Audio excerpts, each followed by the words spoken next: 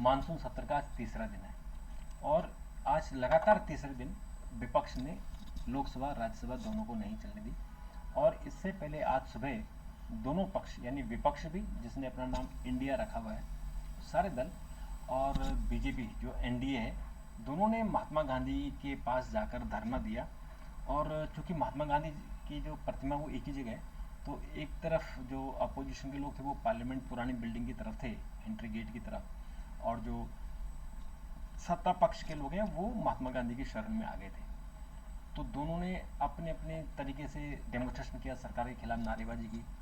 जो एनडीए जो इंडिया है वो मोदी सरकार के खिलाफ नारेबाजी कर रहा था और जो एनडीए है यानी बीजेपी है वो राजस्थान सरकार और पश्चिम बंगाल सरकार के खिलाफ नारेबाजी कर रहे हैं। दरअसल इन लोगों का आरोप है जो अपोजिशन है कि मणिपुर में सरकार ने अनदेखी की है और जो वीडियो आया है 3 महिलाओं को निर्वस्त्र करने का, सरकार को इस बारे में पहले से जानकारी थी लेकिन सरकार ने एक्शन नहीं लिया।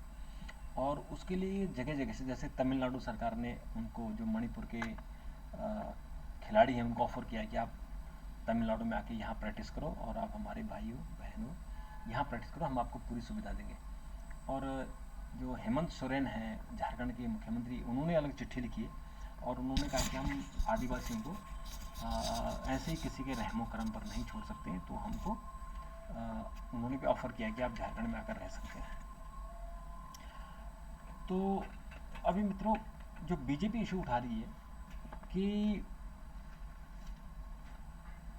जो राजस्थान में भी इस तरह की घटनाएं घट रही हैं लेकिन वहाँ राज्य सरकार एक्शन नहीं ले रही है। और इसी तरह से जो पश्चिम बंगाल सरकार है वहाँ तो बिल्कुल सेम ऐसी घटना घटी। 2 महिलाओं को निर्वस्त्र किया गया, उन्हें बुरी तरह से पीटा गया, उनके बाल काटे गए। बहुत ही विभत्स ये किस्सा था लेकिन इस पर कोई एक्शन नहीं हो रहा है। तो दोनों तरफ अपनी अपनी बातें कर रहे हैं कि वो एक्शन नहीं कर रहे हैं, ये कह रहे हैं ये एक्शन नहीं कर रहे हैं, दोनों तरफ से अपनी प्रॉब्लम है। अब मित्रों जो बात आती है कि अब क्या होगा, सरकार मणिपुर पर दोनों सदनों में चर्चा कराने के लिए तैयार है लेकिन अपोजिशन अब इस बात पर अड़ा हुआ है कि काम रोको प्रस्ताव के तहत कराओ या कुछ भी। असल में जो काम रोको प्रस्ताव है मकसद एक ही है कि संसद में चर्चा हो, लेकिन जब सरकार चर्चा के लिए तैयार हो गई है तो जब सरकार चर्चा के लिए तैयार हो गई है तो फिर ये चर्चा क्यों नहीं कर रहे हैं, ये भी समझ नहीं आ रहा कि आखिर अपोजिशन को ऐसी क्या प्रॉब्लम है कि भाई जब सरकार तैयार हो गई है, सरकार कह रही है कि आओ चर्चा करो, आप चर्चा नहीं कर रहे हैं, हाउस अर्जन कराओ। हाउस अर्जन कराने से आपका क्या पर्पज सॉल्व होगा ये समझना बड़ा मुश्किल है। तो मित्रों एक तो ये इशू है और अब आप मणिपुर में देखिए कि मणिपुर में जिस तरह से लोग वहाँ से बेघर हुए हैं और बेघर होने के बाद अब उनकी पुनर्वास की बड़ी समस्या खड़ी हो गई है क्योंकि जब वो वीडियो आया है उससे और दंगे हुए हैं और जो लोग हैं आदिवासी लोग हैं वो अपने घरों की तरफ नहीं जा पा रहे, यानी वो अपने जो उनके रिहाइश हैं क्योंकि वो बहुत सारे घर जला दिए गए हैं और इसलिए उनको प्रॉब्लम ये हो रही है कि अब वो घर कैसे जाएं। तो अब सरकार को ये उनका घर बनाना पड़ेगा। अगर घर नहीं बनाया तो आप समझिए कि ये कई दिन ऐसे हो जाएंगे कि वो लोग वहाँ रहेंगे, पुनर्वास केंद्रों में रहेंगे क्योंकि उनका जो पुनर्वास केंद्र है वो सेना ने बनाए हैं, आईटीबीपी ने, जो बीएसएफ और इन जो पैरामिलिट्री फोर्सेस हैं सीआरपीएफ है उन्होंने बनाए हैं। तो वो लोग वहाँ रह रहे हैं और ये मुश्किल है। तो मुश्किल है, अब मुश्किल का सामना तो करना पड़ेगा क्योंकि एक भयानक समस्या हमारे सामने आई है, देशवासियों के सामने आई है। तो ये थोड़ा दिक्कत है। अब मित्रों इसका क्या रिपरकशन क्या हुआ कि बगल में जो मिजोरम है वहाँ भी इस तरह की समस्या खड़ी हो गई है और वो समस्या इसलिए खड़ी नहीं हुई कि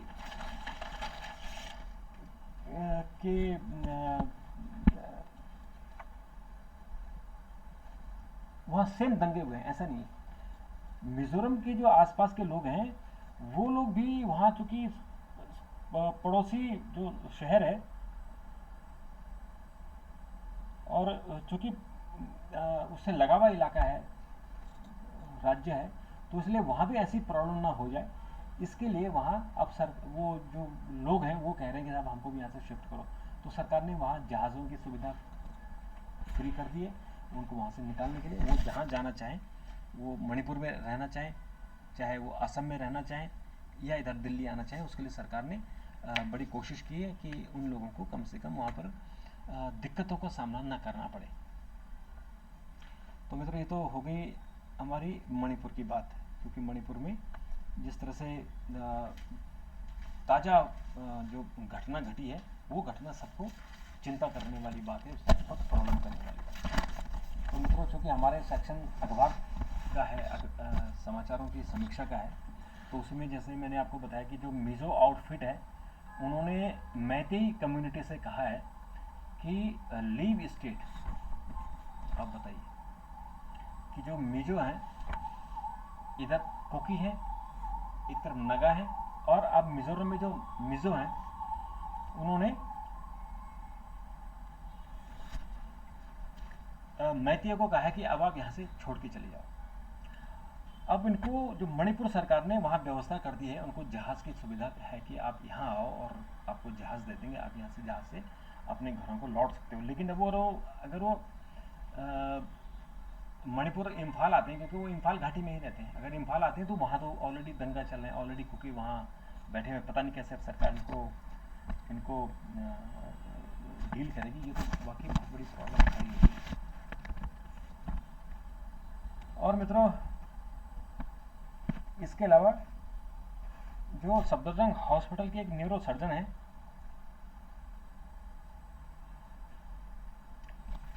उन्होंने बहुत बड़ा घोटाला किया। सर्जरी करने के बदले किसी पेशेंट से पैसे ले लिए, और वो मामला बहुत हाईलाइट हुआ।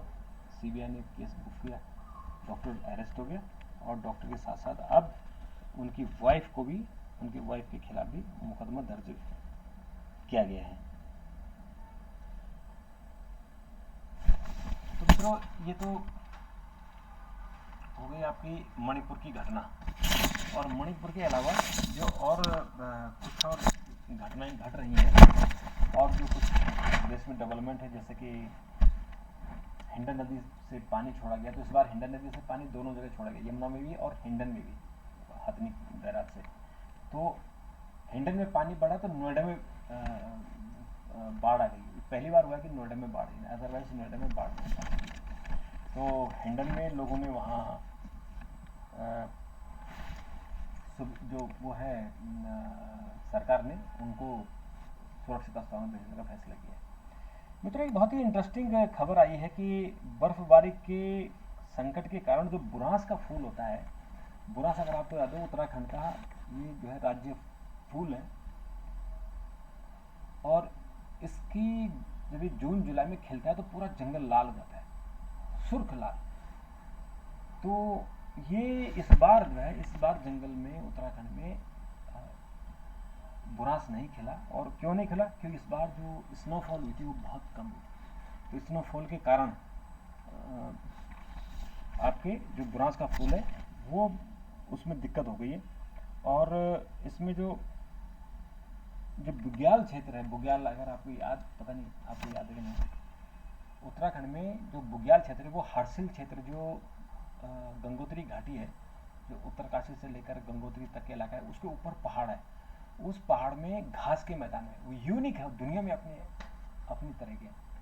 तो उस फूलों की घाटी में, बुग्याल में, वहाँ भी बुरांस खिलते थे, लेकिन वहाँ चूँकि स्नोफॉल नहीं हुआ तो वहाँ भी बुरांस नहीं खिले।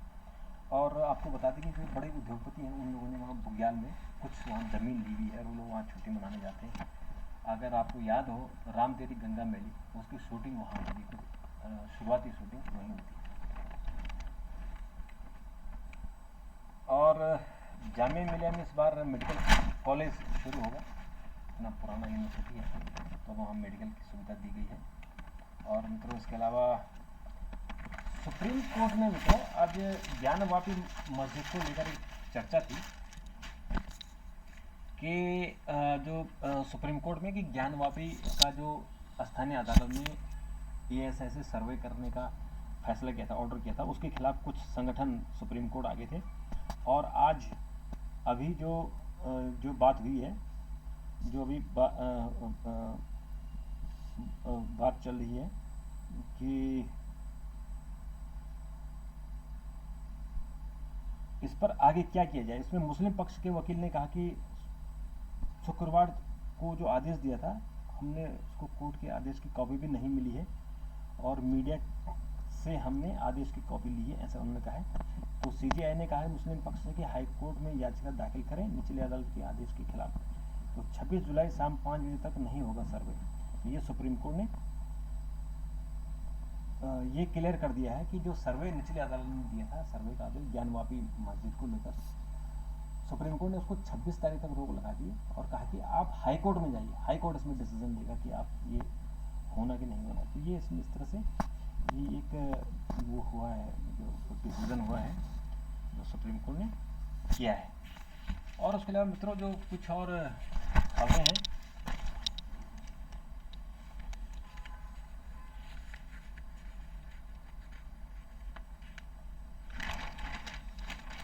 दुनिया में जो 100 सबसे लोकप्रिय आइसक्रीम है उसमें 5 भारतीय हैं। एक मदबद है जो बेंगलुरु की है, डेथ बाय चॉकलेट बेंगलुरु की, टेंडर कोकोनट मुंबई की, अमरूद आइसक्रीम मुंबई की, मैंगो सैंडविच मुंबई की। ये आइसक्रीम है जो दुनिया भर में फेमस है। गर्मी से खाद्य आपूर्ति का खतरा बढ़ा है, ये ब्लूमबर्ग की रिपोर्ट में दावा किया गया कि जो टेम्परेचर बढ़ रहा है और अमेरिका से चीन तक खेत तबाह हो गए हैं और उसके कारण अनाज की कमी होगी। क्योंकि तो बार बार इस बात को लेकर जिक्र हो रहा है कि जैसे जैसे क्लाइमेट चेंज होगा, टेम्परेचर बढ़ेगा, हमारे जो अन्न है, अनाज है, उनकी क्वालिटी, क्वांटिटी, उनका नेचर बदलेगा और उनके जो है खाद्यान्न की कमी हो जाएगी। ये पूरी इंसानियत के लिए ही खतरा होगा। और इसके अलावा मित्रों आज अभी पार्लियामेंट में जो सुबह 11 बजे से शुरू हुआ था, 12 बजे एडजर्न हुआ और अभी फिर 2 बजे तक के लिए एडजर्न हो गया है। तो उसमें जैसे भी आगे इन्फॉर्मेशन होगी मैं आपको इसकी इन्फॉर्मेशन दूंगा। तब तक के लिए मित्रों नमस्कार, थैंक यू, धन्यवाद। और मैं आपको इस तरह से ना जो अखबारों से रिलेटेड खबरें हैं, जो अखबारों में खबरें छपी हैं, उनकी समीक्षा मैं आपके लिए लेके आता हूँ। पर चूँकि अभी आप लोगों का मुझे सपोर्ट नहीं मिल रहा है, अगर आप लोग सपोर्ट करें और कमेंट करें कि मैं इसमें क्या सुधार करूं, क्या उसको नई चीज़ें, तो मैं आपको और नई चीज़ उसमें उपलब्ध करा सकता हूं। तो मित्रों अभी के लिए इतना, फिर आपसे मुलाकात करेंगे। तब तक के लिए नमस्कार, थैंक यू, धन्यवाद।